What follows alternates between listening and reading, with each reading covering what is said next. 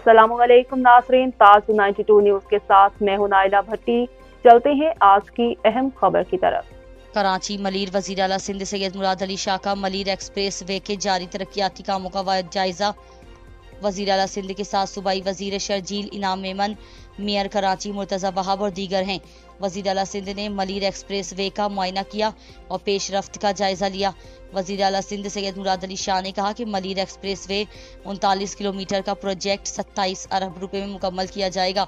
Malir express way के 2 हिस्से हैं जिन पर काम जारी है।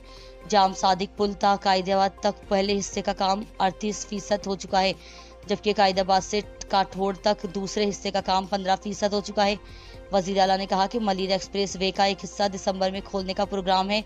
इस प्रोजेक्ट पर 6 इंटरचेंज, फ्लाई ओवर्स और 6 सीधी पुलें तामीर होंगी।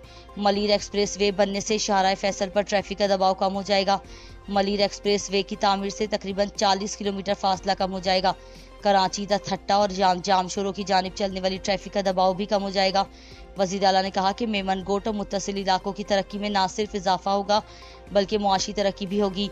मलीर एक्सप्रेस वे कराची की तरक्की में एक गेम चेंजर साबित होगा। काठोर ता सोहराब गोट 50 किलोमीटर है। जाम सादिक से काठोर पहुंच के लिए 15 मिनट की ड्राइव होगी।